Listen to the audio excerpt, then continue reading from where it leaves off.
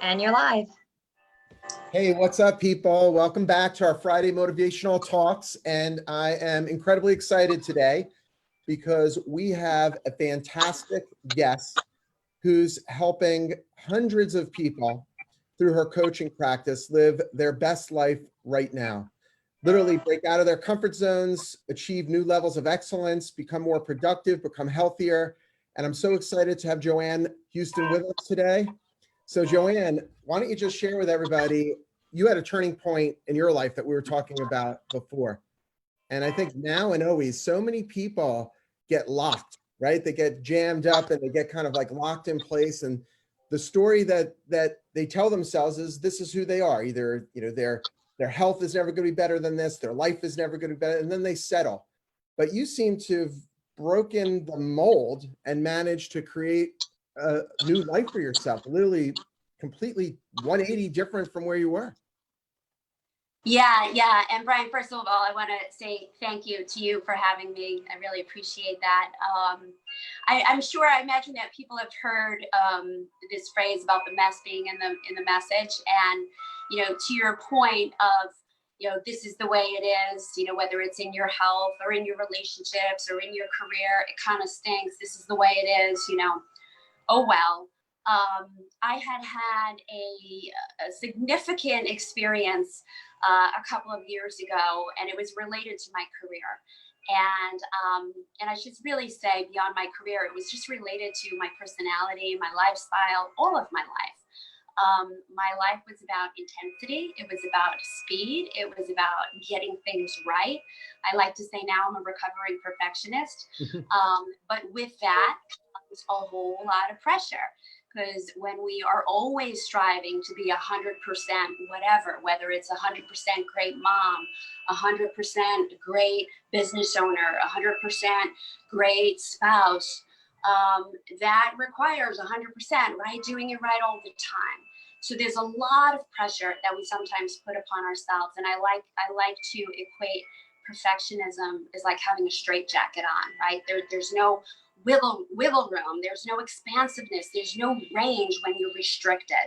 So having this burden of perfectionism really speaks to two things. Number one, typically people who are like that, they have, that drive that brings an excellence to what they're doing, whether it's cleaning their house, folding their laundry, or doing whatever work-related projects they have. That's the good part. But on the flip side of that, there is that boundary, that challenge, that obstacle that's inherent in perfectionism, because there's only one way to do it, and that's the right way. So when we can shift our perspective around perfectionism and really see that when you allow yourself the freedom, when you're willing to get things wrong, it opens up possibility for other ways of doing things. It ignites creativity. It really shifts a mindset to see other points of view.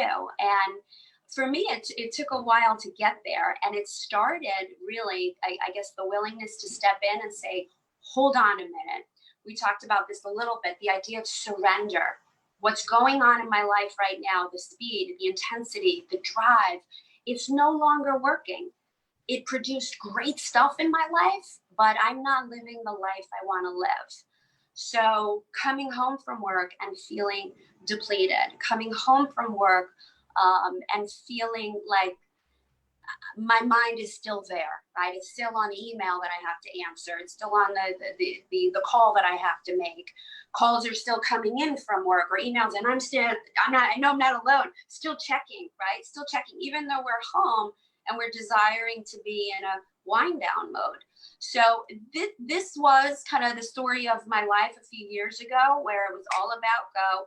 And it got to a point that my physical health was suffering a lot. My hair was falling out. I was having stomach aches. I was having insomnia.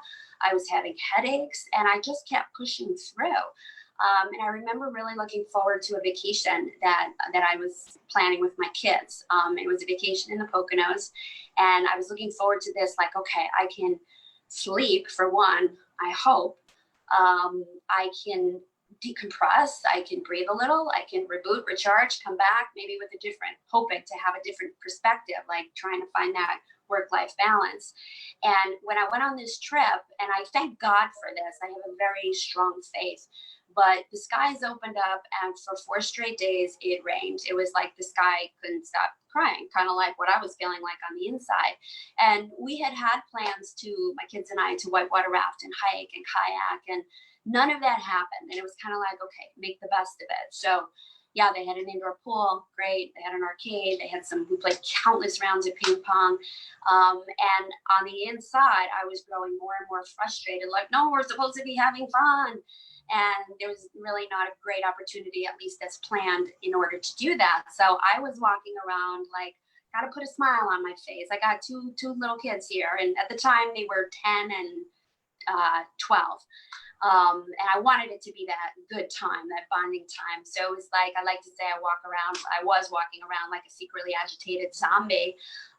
And truth be told, I was just very heavy hearted and feeling like the clock is ticking. Every day that goes by is a day that I'm just going back to the environment I came out of, which was speed and intensity. And much of this was self-imposed. This is kind of how I've learned to operate in the world, which is, guns a-blazing and always be moving quickly.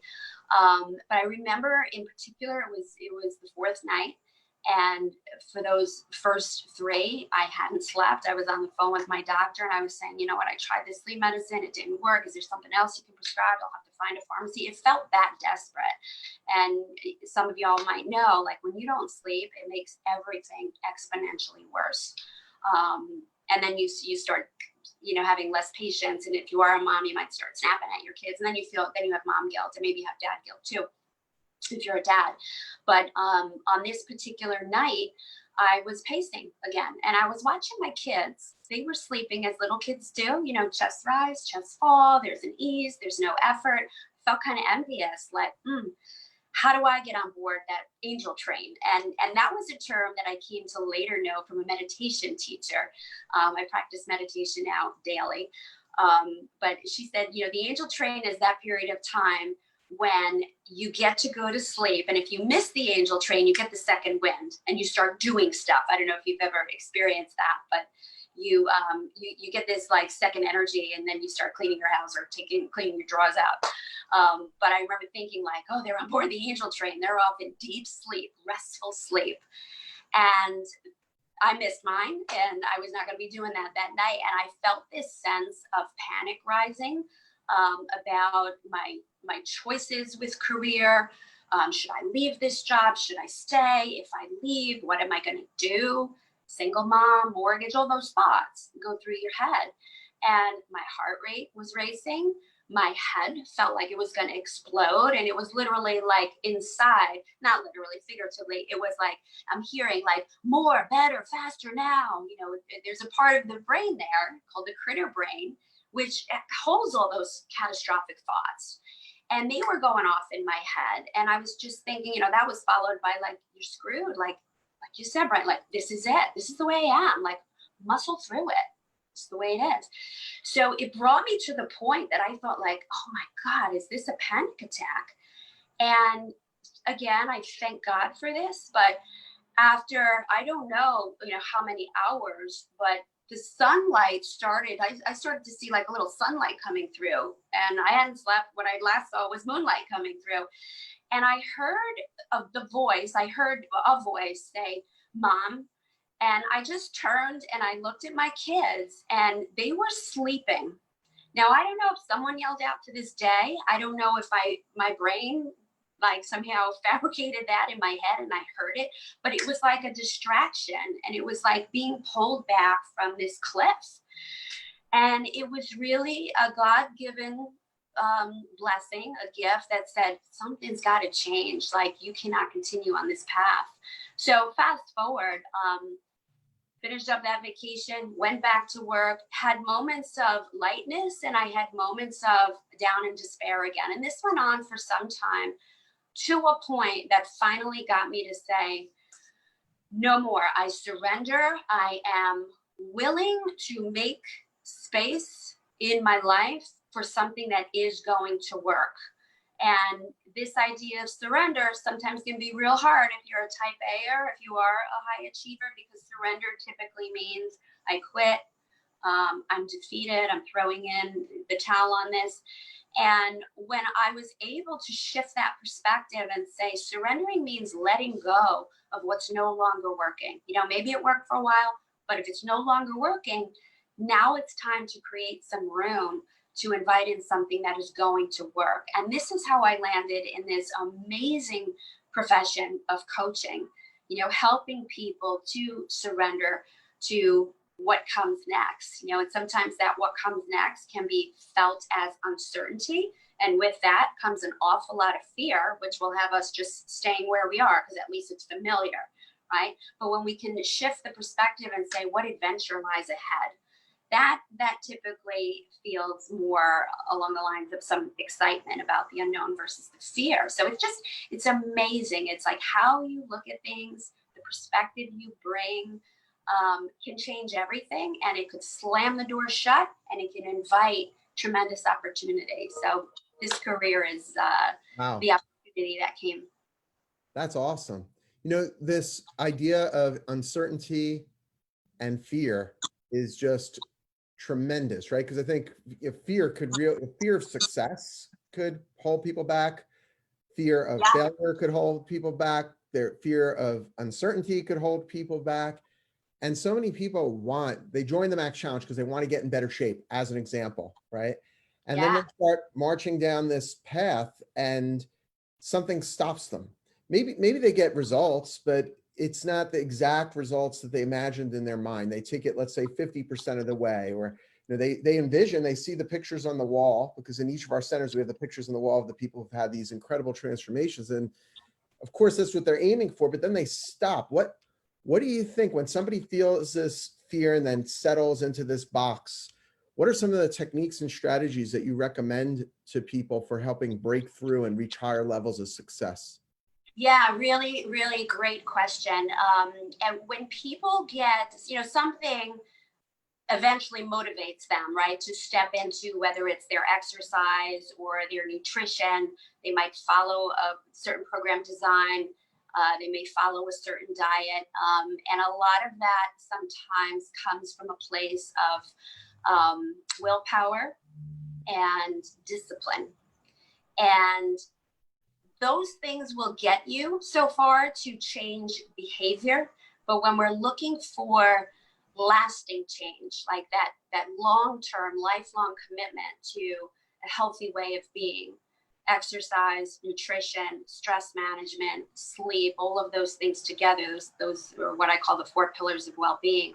When we're looking for lasting change, we have to go beyond behavior change. We really have to look at our belief system, and even to the point of who we are, our identity. And I like to, again, perspective or reframe around discipline. I like to think of discipline as you being a disciple of your own well-being.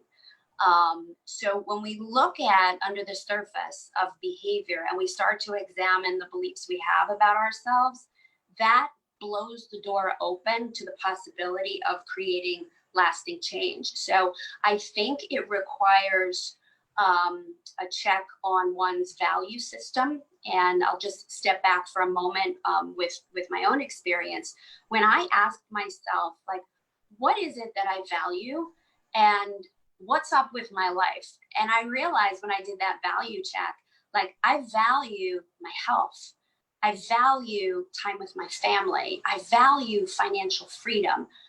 There were a few others, but when I looked at what I really value and I said, am I living in alignment with what I say that I value, right? Because as I said, headaches, insomnia, stomach aches, hair falling out, that's not showing very good health, right? Anxiety, overwhelm, all that stuff.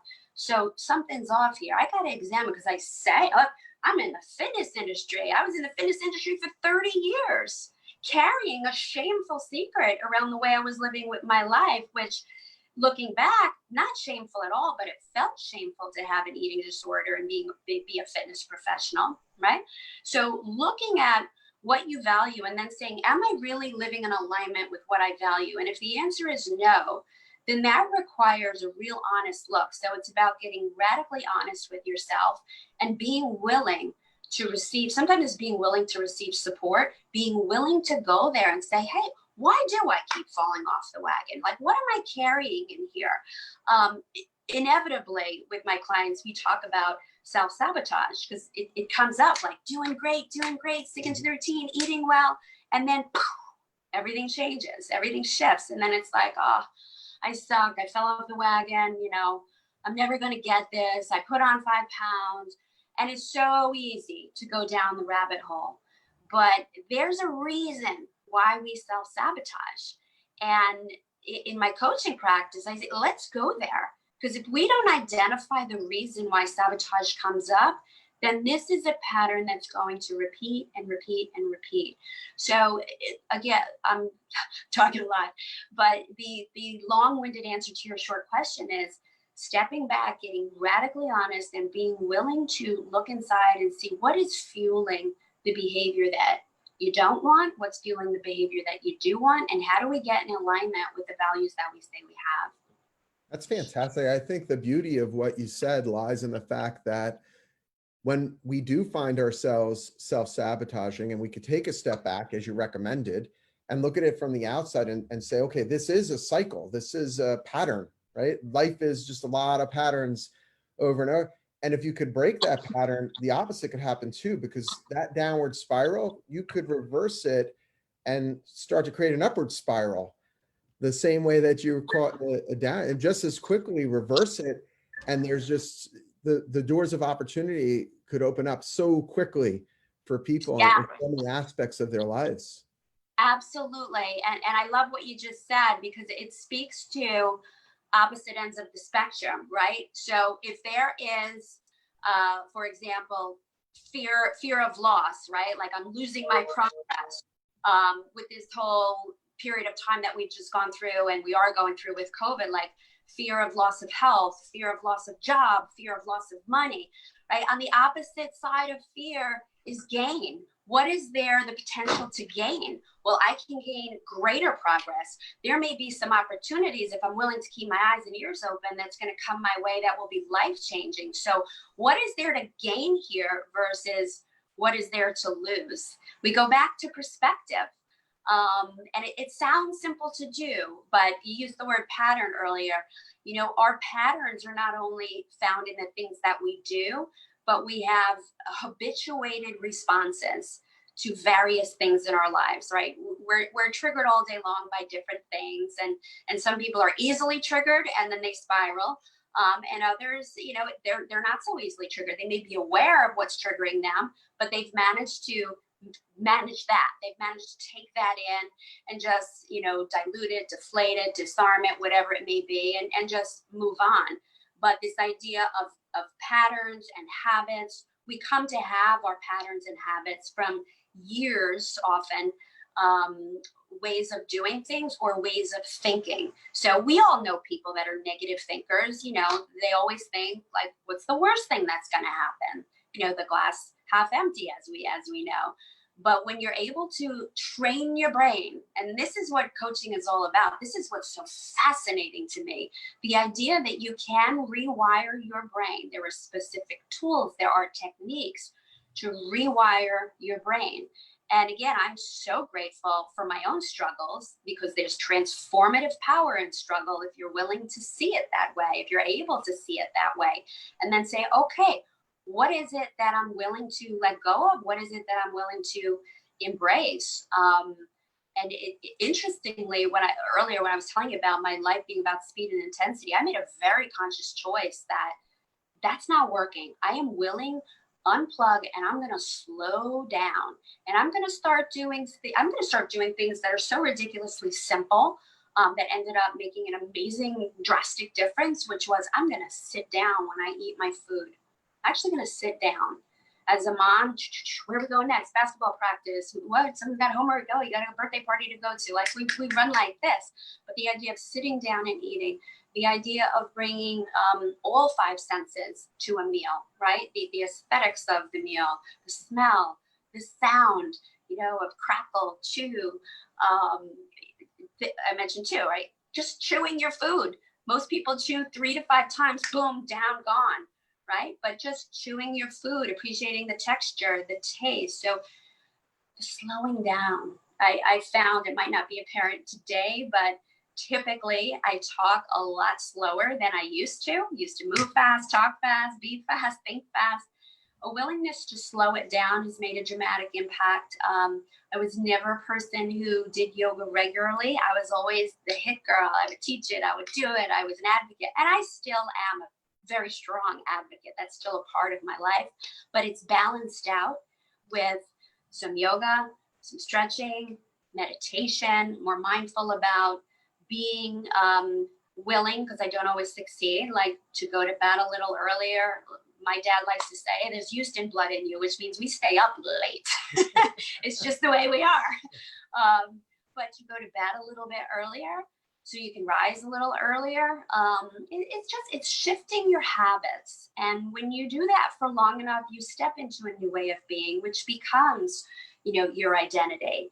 And the very best thing about coaching is acting in a way and thinking in a way that's different, but you don't have to remember for it to be different. You don't have to remember how to be different. You just are different because you are willing to step into the space of possibility, to practice some tools, techniques, ways of being, so that you became that person. And that's when you step into ease and joy. That's fantastic. I know personally, some of the things that you're talking about, I experienced it firsthand. Social media as an example, and using the telephone all the time, the cell phone all the time. I put one of those apps to measure how much screen time, and then when I too much, and to shut certain apps down and so forth. And I've cut my screen time by half. And then after 8 o'clock at night, I just don't even pick up the phone. I put my charger downstairs, and beautiful. But it's almost, in the beginning, it was like a magnet. I almost couldn't take it. My brain was saying it needed the stimulation from the phone. It needed to look at the stories on whatever. But I think it really affects your sleep. And I see so many people suffering from a lack of sleep. But if people just took a moment to look at the little things in their life, not these drastic changes are necessary, shifting jobs and careers and all these things from time to time are necessary. But it's so important not to overlook the small things, right? Absolutely. I mean, what you're referring to is small, manageable steps. Because you're right, to make a sweeping change, a large sweeping change, that just doesn't work. I mean, you might make a big change and it will stick for a little bit, but it's not going to last. It's about, I like to say, small hinges swing big doors. It's about these little things along the way that make a very big difference. And like you said, like your brain was kind of like looking for the magnet, right? This is how our brains work. Like, we train our brains. And if we can train our brain around something that's not so good for us, we can train our brains around something that is really good. This, to me, was mind-blowing, that when we are in a place of speed and intensity, and sometimes with that comes negative thinking, catastrophic thinking, when we're in that, because of the way our brains work, we actually cut off access to the higher level functioning of our brain that holds a greater menu of choices and options. Like when we're in a place of fear and restricted and just feeling gloom, doom, ruin, and destruction, it's hard to see any menu of options. We see it all bad. But when we have a brain that can achieve a place of peace and calm, this is why I'm a big proponent of meditation, we actually gain access neurologically to the higher level functioning, where there is reasoning, there's logic, there's creativity, there's more empathy, there's compassion. It's just, you have much more range and expansiveness, so that even if you're going through something hard, it's like, okay, well, I can realize that I've gone through hard things in my life before. I've been here before, and I have figured it out. And I have, hopefully, a support system. I'm willing to ask. More importantly, I'm willing to receive help. So we have to remind ourselves, we've been through hard stuff before, whether it's globally or whether it's individually.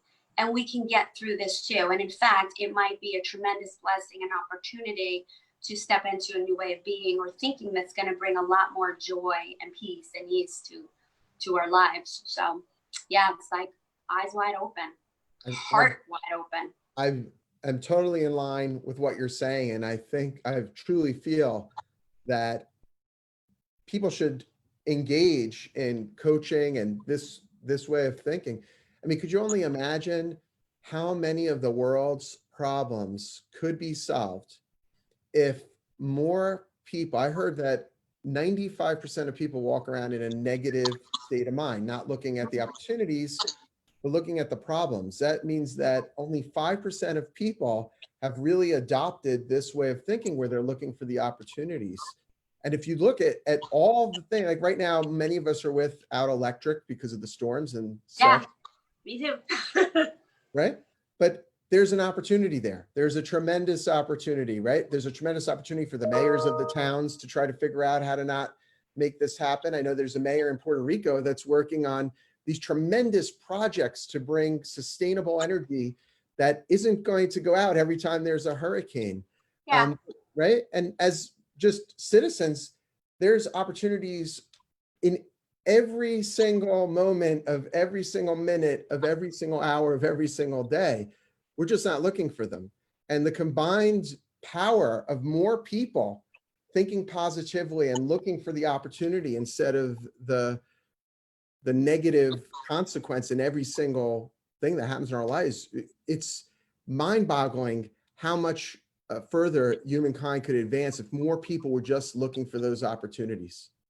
Yeah, I agree with you. You look at all of the evolution that just occurred in and will continue to occur in medicine and healthcare and technology. Like a lot of us, all of us probably had our kids home, and all the school systems had to learn the technology platforms that would allow kids to be at school. Like they had to think fast, do fast. So there are so, to your point, like evolutionary opportunities in so many aspects of our lives. And Business people have to figure out how to make their businesses work, and yeah, employees need to figure out how to help the business owners keep the businesses going. And I mean, during this time, they've sent private companies have sent rockets to the moon, into outer space. So many incredible things happening. If we open our minds to the possibilities, it's limitless where we can take. I agree. And I think like just going back to like belief systems, like why do so many people just go down that rabbit hole, go down the negative versus the other way? And I think it has a lot to do with our belief systems. And when we're willing to go there, we just like, again, open up we blow the door open to evolution within ourselves and even at large. So really. That's fantastic. So we're out of time. I've really enjoyed this. And I just want to say, yeah, this has been great. Everybody out there, if you want more information on coaching, if you want to engage Joanne as a coach, if you want to just learn more about what she does, then reach out to her. She has a website. You want to give them the web address real quick? Sure. We got www.houstonevolution.com. And Houston is like Texas, or Houston Street if you're a New Yorker. Evolution, houstonevolution.com. Awesome. And we'll put it in the comment section of this post also, so you guys could find it there. Lindsay will put it there. And I had a blast. I hope everybody out there weathers this storm. I know that you will, and continue to march forward. Let's take it to the max. Thanks so much. Awesome. Bryan, thank you so much. I really enjoyed this. Thank you. Been a blast. Talk to you soon. Bye. Talk to you soon. Bye-bye.